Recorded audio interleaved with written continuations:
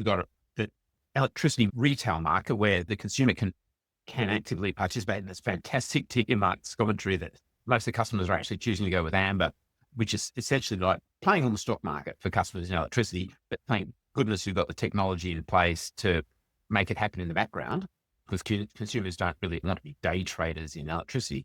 But the other really big component of cost to the end user is the network as well, which isn't essentially really covered by the amber process. Amber deals with the spot price, which is the generation costs, essentially. So what we need to also focus on is network tariffs, which at the moment are and not really fit for purpose when we're talking about batteries. And so that's one of the real big holes we've got in the industry at the moment is that time of use pricing, which is as far as we've got, and many customers aren't even at that point yet. So that's when it changes marginally during the day, the price doesn't reflect the peaks. And the peaks occurring not that irregularly, but in Victoria, they're occurring middle of winter now and later in the hot summer evenings in summer.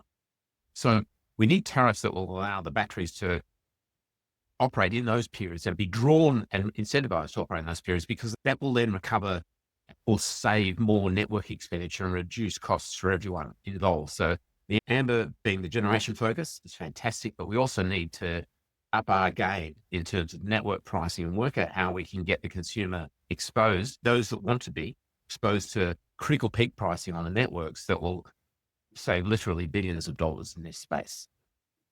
I might just follow up with Anthony quickly. That I don't think there's a number of wholesale retailers that Mark mentioned, including Amber, Low Power, Local Volt. I don't think they're ready to go. Whatever the network tariffs are that are passed through, they pass them through. We've got obviously Ausbrid's trial down in Sydney, Project Edith.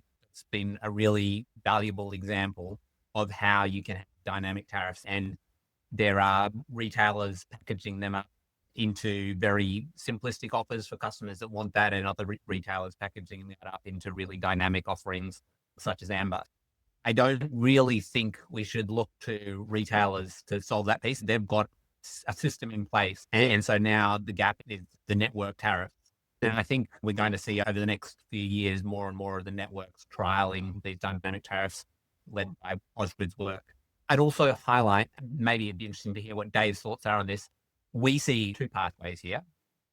So certainly those highly dynamic tariffs informed by the local network constraints and becoming quite, I guess, sharp. So they're not the sort of tariffs that are suitable for most customers. They're the sort of tariffs that are suitable for technically, physically hedged customers with those large batteries that really want to provide services to the grid, whether that be the wholesale grid as they do now, or actually to the network as well. And by responding to those constraints, earning revenue and generating revenue, but delivering a service to everyone and lowering long-term costs for everyone in doing so is really valuable.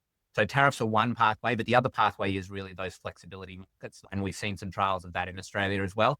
I don't think we're yet clear on one way or the other being better. I think we see the UK has done a lot of work in the flexibility marketplaces and things like that, and that's been apparently very successful. So I certainly hope that networks can explore both pathways, and maybe in the future we'll decide that one way or the other is better, simpler, more appealing to customers, scalable. But I think over the next few years, we want to allow networks to trial and play in both these spaces.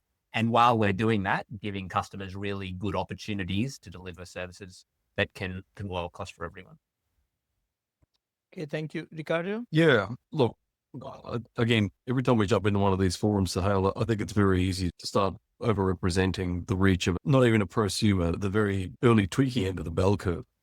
So to be honest, Red Earth makes an excellent battery to the point that when the subsidies were announced, right after I picked myself up off the floor at the good fortune they represented as a homeowner with 20 kilowatts, my first call was to Mark just to say, of the products you've got, which one's closest to 50 kilowatt hours and when could I have one made? That was phone call number one.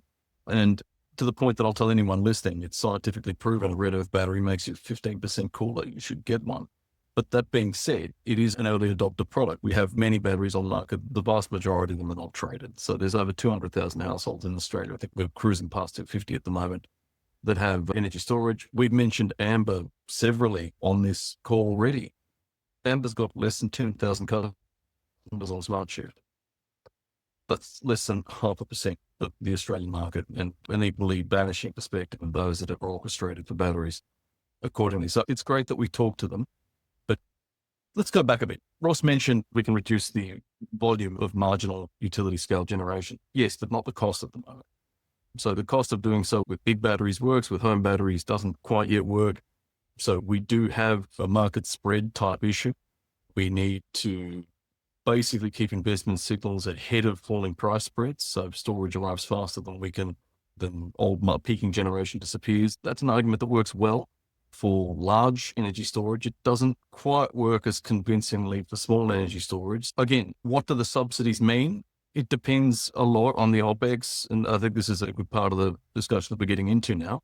We've got CapEx, what they cost to buy, and OPEX, this variable part of the cash flow curve that talks about what do you get for doing so. Accordingly, now we're into this very interesting place of what policy perspectives do we bring to bear to be able to have more customers beyond very early adopters get into this sort of stuff, and what sort of tech enablement do we start to have. And we've seen other markets now start a journey that started in Australia 10 to 15 years ago. The US is now getting quite deep into this beyond California.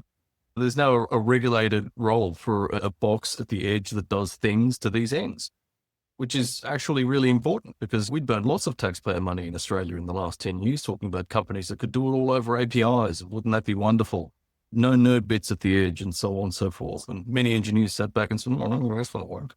But we oiled the ocean quite significantly, and the rest of the world has come to a thing that we discovered a while ago, and what implications that has for our market, I think, could be very good and very profound.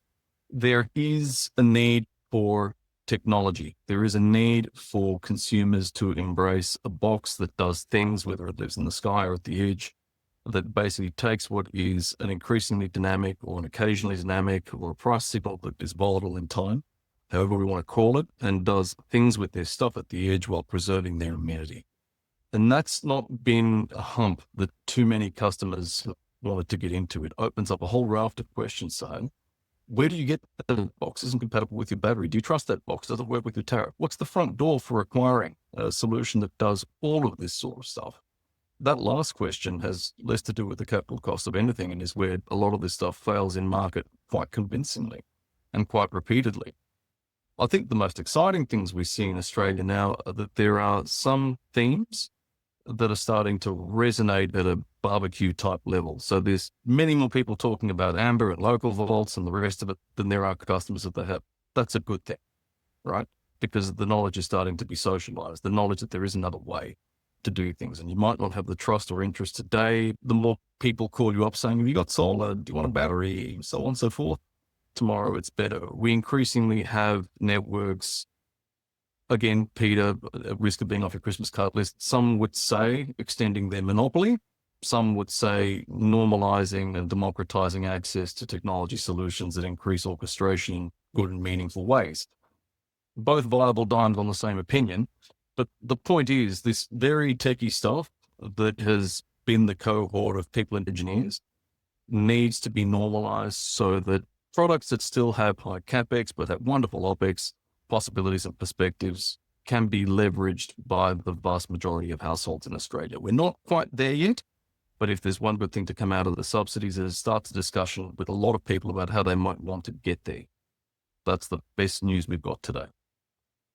Yes, and absolutely. And other thing, let's not forget, you guys are at the one end of the distribution curve in terms of knowledge within Australia, and Australia It's a nice way of saying we're not real customers, and that's correct.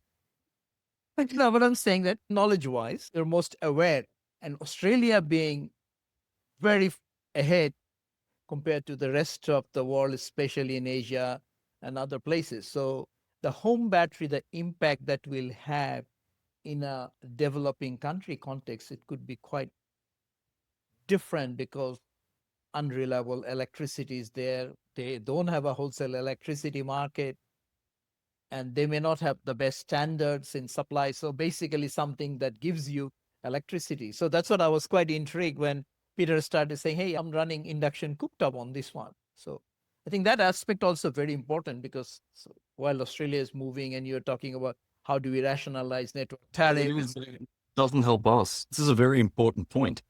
Because supply quality in Australia is so bloody awesome, the usual driver to sell batteries traditionally the last 10 years has been resilience. Mhm. And very few people feel it. Like I used to work sorry to interrupt everyone with their hands up. I used to work very closely with a very senior sales agent in the solar industry. The company doesn't do solar anymore, but anyone that remembers rather hilarious solar gem will know exactly what I'm talking about. I would say, when do you sell batteries the most? And he said, when power goes out in Sydney, when we have a loss in Sydney, we flood Facebook. If you had a battery, this wouldn't have happened. And I said, Sydney, one of the most resilient distribution grids in the entire country. Like it's N+1 in places. That's what you do. And that's when we sell battery, because there aren't enough of people like you that give a care about, oh, you could trade it and do things and the rest of it. But resilience is the argument that hits home. So in the markets you're talking about, batteries are front and center for a lot of people.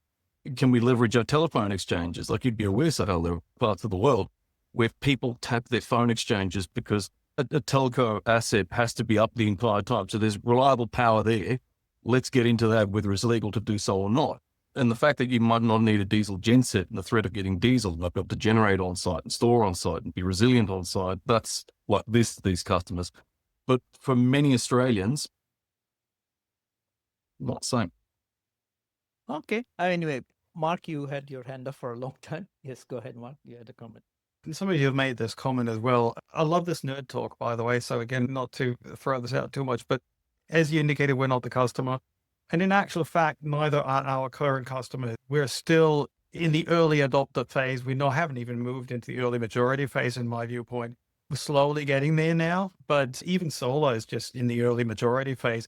The problem I have with everything that we're talking about now, and just listening to Ricardo, I can cope with what he says, but only because I've got 15 years under my belt in this industry. No customer on the street can. And trying to get them to understand what we need them to do, what they want to do, and then getting them to do it is insane. The complexity of even installing a system is insane. Installers don't know what they're doing right now.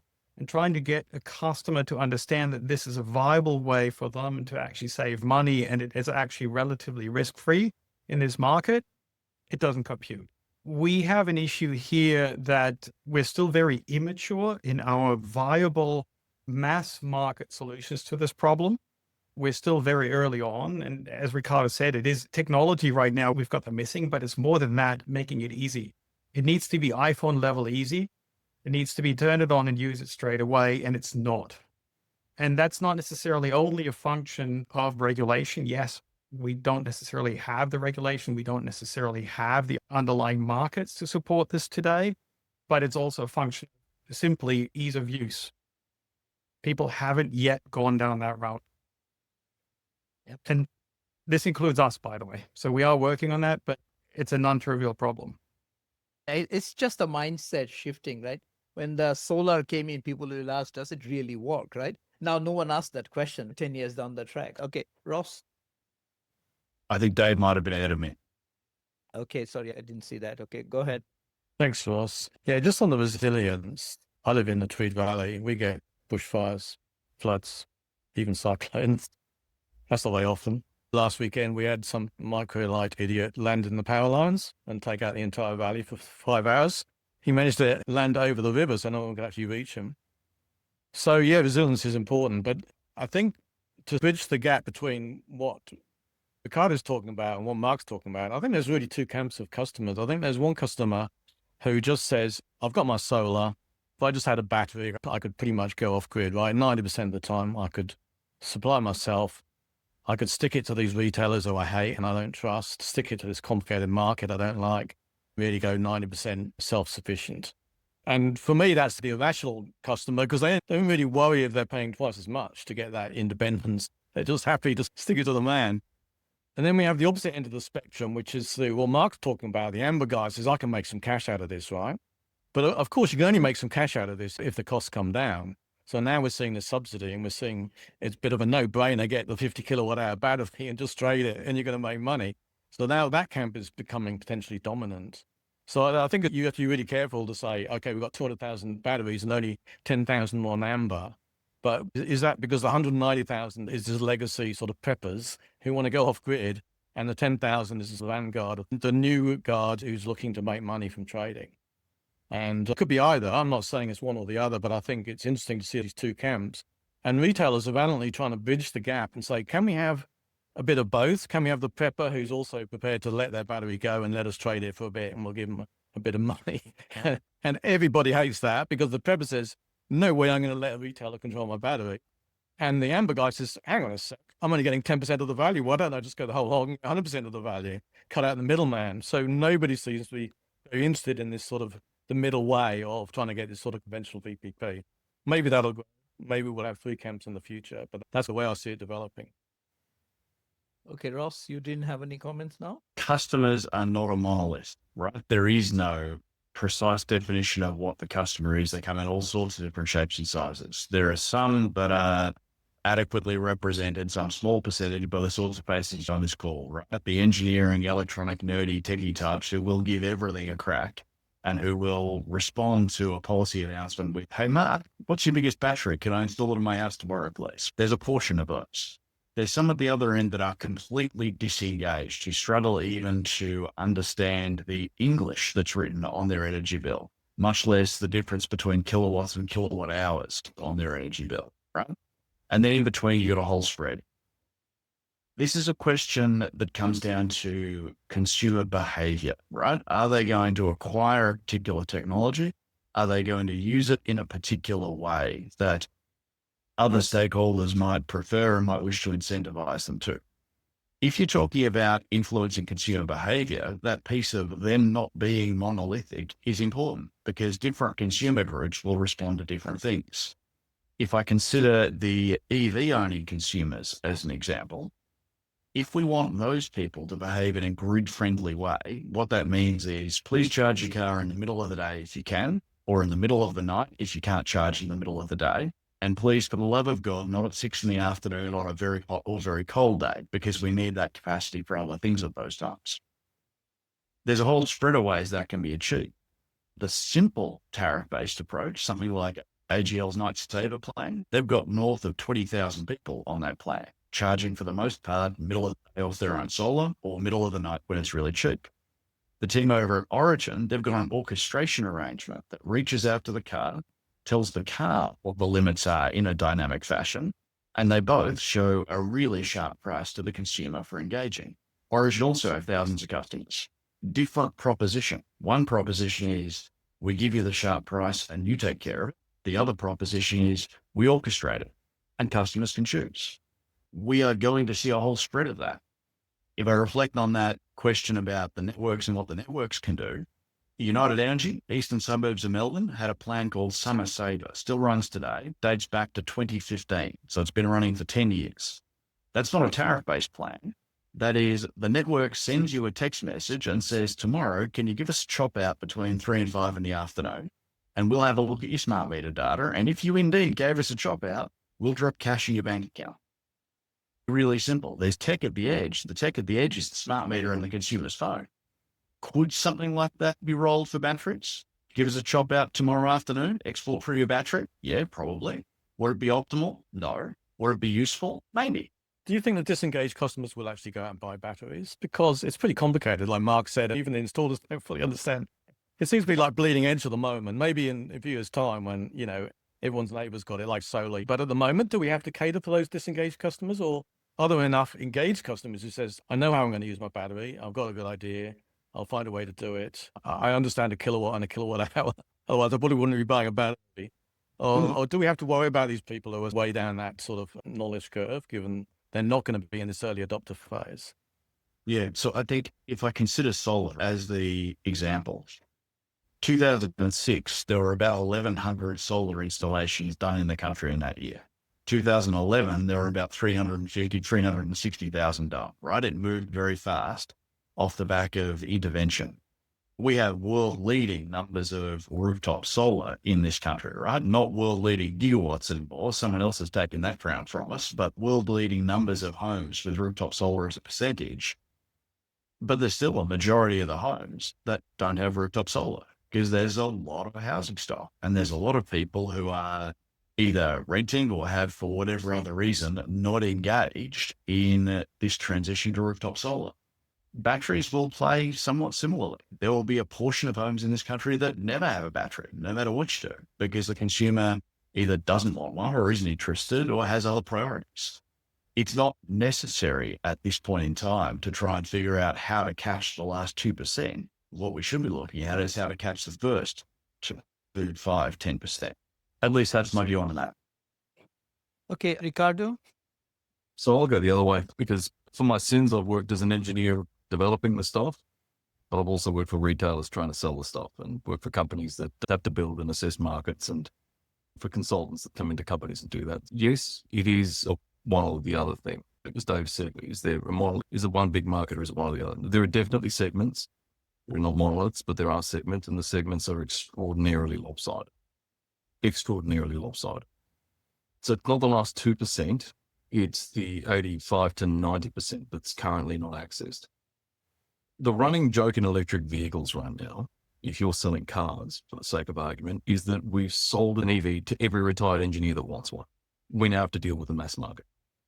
Right. And with batteries, we're getting to that as well. Cars are an easier sell because whilst they cost more, they're an understood consumer proposition. People say, what are the top 2 purchases you're going to make in your life? For most people, it's going to be house, car, right? And everything else is personal choice. We don't raise children who understand in life they're going to buy house, car, battery in that order. And I've got to afford these things. So dropping 20 grand on a battery that can do many things is already a, well, shit, do I need to do that kind of question for a lot of people as it is. Disengaged customers absolutely rule. Everyone's got to get this through their skulls, right? If you want this segment to scale, then we're talking about scale arguments, and then disengaged customers are where it's at. We don't tend to worry about disengaged customers when we have tech enablement issues. So for argument's sake, I'm advising a few research groups at the moment. They're like, should we run social studies on how people feel about B2G? No. Why? Because we have tech enablement problems. The problem's not how people feel about the shit. It's whether they can get it at all and in what ways. But batteries are very different. We've solved most of the technical enablement issues in Australia. In fact, we learned how to do a lot of that quite globally, thanks to people like Peter, banging a drum in regulatory forums, and people like Anthony belting the local country's regs and pole into shape. The problem in Australia is how you do productization to these ends. So I'll give you an example of where it typically fails. Most of the batteries that we have, no, they're ready to be orchestrated because government subsidies have required that they are, but they are not orchestrated in any way, shape or form. It is a BDM type problem. If you've just spent 20 grand on a thing you barely understand, and then I told you, Sahil, that you have to go to another company to make it work with a box made by a third company that's going to be orchestrated by a fourth company. For most consumers, one is a sale, right? That's Apple. We understand that. 2 is a coalition of enlightened BDMs. And by 3 onwards, you've lost the customer. Let's hear Mark out, then I'll just say something. Mark, go So can I ahead. just pick up a bit on an issue you kind of said? If we Yeah, want it sure. to scale, do we want it to scale? Do we care? Why? I know we want to manage the network peaks. How many batteries do we need to manage those network peaks?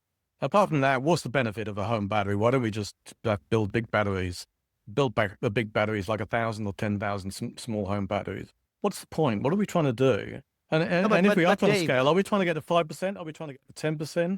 Are we trying to get to 90%? Why are we trying to get through these disengaged customers? What's the policy reason? What's the economic reason? But can we control that though? We are talking about $20,000 battery. The wholesale sell price is $50 a kilowatt hour. What Dave has asked is probably the most important question of the But time. can you control that? People will adopt because average home in Australia, in Sydney, is $1 million. If you are going to sell, you stage your home for, I've seen people staging home for $2,000 just to make it look good. So if says, hey, if you put a battery, you will get extra 5. People will add batteries without understanding. How many houses get sold every year? When I was talking, you said, well, let's go and talk to the thing. That's exactly the point I was making. How many vendors do you need to deal with to get the damn solution? At the moment, if the investors behind various companies were happy saying, you know what?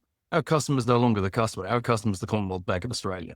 Why? Because at home loans, like you say, it's a very easy sale, right? It's either 20, 30 grand on a loan that you're going to take out, but it's a point of insensitivity for customers that's really good. Now that many people have tested that before, and that market doesn't get you the 80%. It doesn't even get you the 20. But it is a sizable market beyond what we've got right now. There are various reasons why that's not an easy reach today, right? There are various reasons why it's not an easy reach today, but there are reg poll arguments that can be leveraged to make it so if we believe it's something to be so. There's also a number of reg poll encumbrances why it can't be. But do we want it to be good? Now, Dave, to a question, I would say, if we believe in the falling cost of these things, and by these things, I'm going to lump batteries on wheels and batteries on walls and the rest of it, to a point where it becomes economic to do. And we believe in the bending of regulation in the energy market, where returns for basically helping power systems out or networks out are returned directly to customers and not through organizations and then directly to customers. Then yes, this all makes sense. And this comes back to a comment I made very much earlier. What we are seeing with this policy, with this subsidy, is an interesting poking of the bear, a shot across the bow. It's not regulation that says this is the way we're going to go about it, but it is a very interesting bit of market stimulus that will test appetite for it at many levels, not just with consumers. So to those ends, yes, we're cared about the bigger market, right? VDG is a great example. We want people to just plug in. Do you know which market one of the largest inductive manufacturers of charging addressed as the best market in the world for inductive charging? Australia, because we're apparently the laziest people in the world when it comes to just plugging in the damn car. So with respect to what Ross said, Origin as a platform, you plug in and it orchestrates the rest of it. The biggest challenge was getting people to do that. The biggest challenge with selling orchestration is getting people to run the dance to get things to orchestrate. And the firms that have done well have vertically integrated solutions. So I'm interested in solutions. If we're going to tease out the argument you make, Dave, which is a very valid one, I'm interested in solutions that say, Mark makes a great battery. Anthony's got a good point of view. Peter runs a network that's got incentives. How do we get customer X that wasn't even thinking about as much onto a deal that's really good, is completely painless? They don't have to check apps, the rest of it, it just works, right? What's the line we have to follow to enable this much?